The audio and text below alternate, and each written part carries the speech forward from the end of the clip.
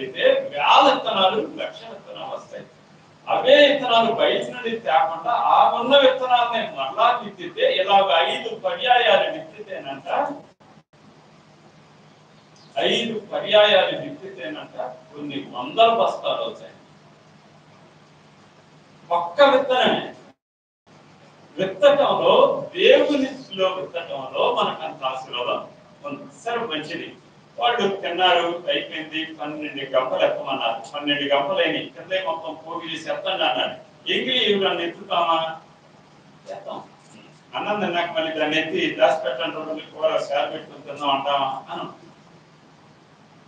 ఆయన రొట్టె ముక్కలన్నింటినీ వేస్ట్ అవ్వకుండా పోగు చేయమన్నారు. 12 గంపలకి నింపారు. 12 గంపలేండి. 12 అర్థం ఏంటి అని అంటే 12 మంది అపోస్తులు అని అర్థం. ఒక్కొక్క గంప భూదిగాంతాలకి మీరే వెళ్ళాలి అని చెప్పాడు అన్నమాట. 12 మందిని భూదిగాంతాలకి వెళ్ళి సువార్త పంచండి, ఈ మొక్కలు తీసుకెళ్లి పంచండి, ఈ సువార్త తీసుకెళ్లి పంచండి అని 12 గంపలు 12 మంది అపోస్తులు చూపిస్తా ఉన్నాయి. ఆ అపోస్తులే భూదిగాంతాలకి సువార్త తీసుకెళ్లి ఈ రోజు ప్రపంచం మొత్తం సువార్త వెళ్తుంది. కారణం ఏంటంటే ఆ అపోస్తులు పంచిన వాక్యమే. కనుక దేవుడు అందుకని మిగిలిన గంపలు, మిగిలినటువంటి మొక్కలు ఎత్తి 12 గంపలు నింపి వాళ్ళతో ఇది సంగతి అని చెప్పాడు అన్న శిష్యులు. ఓకే, మంచిది. కనుక స్వార్థ మన దగ్గరకు వచ్చిన దాన్ని మనం దాచిపెట్టుకోకూడదు. దీన్ని ఇతరులకు పంచి రండి ప్రభు దగ్గరికి చెప్పాలి. అప్పుడు మనం తిన్నదానికి ఒక అర్థం. మనం వాక్యం అపోస్తులు వాక్యం తిన్నారు. ఏం చేశారు? 12 గంపల తర్వాత పంచారు. మన దగ్గరికి వచ్చిన వాక్యాన్ని దాచిపెట్టి నాకు ప్రభువే తెలియదు అన్నట్లుగా జీవించకూడదు. ఇతరులకు జీవితాలు కూడా మనం ఏం చేయాల్సిన్నాం? నింపాల్సి. నేను ఎందుకు బయలుదేరాను? నింపడానికే కదా. నేను ఎందుకు రిస్కులు ఫేస్ చేసి పెట్టడానికి ఇష్టపడ్డాను? నేను ఎందుకు కుటుంబం నుండి దూరం అవడానికి ఇష్టపడ్డాను? ఎందుకు అన్నింటినీ విసర్జించడానికి ఉద్దేశించడానికి ఇష్టపడ్డాను అంటే ప్రభువు నాకు పంచిన దాన్ని నలుగురికైనా పంచితే వాడు పరలోక రాజ్యానికి వెళ్తారు అని. నేను కూడా దాచిపెడితే ఇక్కడ ఇంతమంది మనం కూర్చోలేం కదా. ఇంతమందికి అప్పగించకుండా వదిలేస్తున్నాడు అవుతుంది కదా.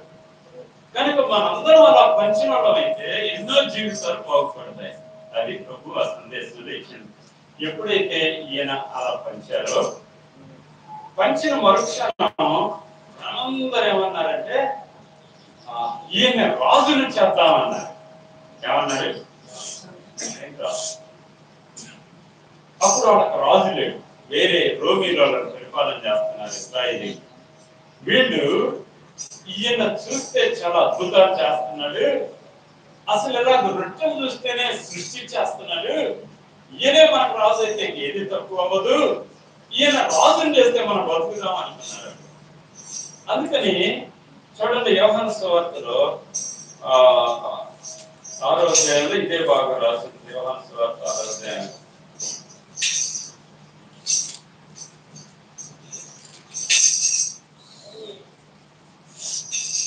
దిగమ్మా. 6వ అధ్యాయం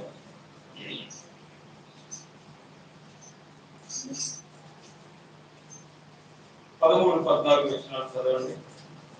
కాబట్టి వారు భుజించిన తర్వాత వారి యొక్క మిగిలిన 5 యవల రొట్టెల ముక్కలు పోగు చేసి 12 గంపలు నింపి ఆ మనుషులు యేసు చేసిన సూచక్రియను చూసి నిజంగా ఈ లోకమునకు రాజు ప్రవక్త ఈయనే అని చెప్పుకునేది. 15వ వచనం, రాజుగా చేయుటకు వారు వచ్చి తనను బలవంతముగా పట్టుకొనబోతున్నారని యేసు ఎరిగి మరలా కొండకు ఒంటరిగా వెళ్ళెను.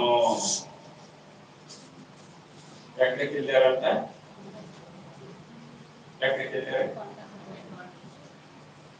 ఇక్కడ చూడండి ఏముందో.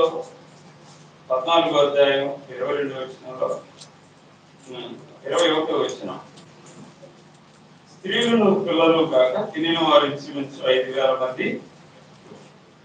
22వ వచనంలో, వెంటనే ఆ జన సమూహములను తాను పంపివేయినంతలో తన శిష్యులు ధోని ఎక్కి తనకంటే ముందుగా అద్దరికి వెళ్ళవాలని వారిని బలవంతం చేసిన.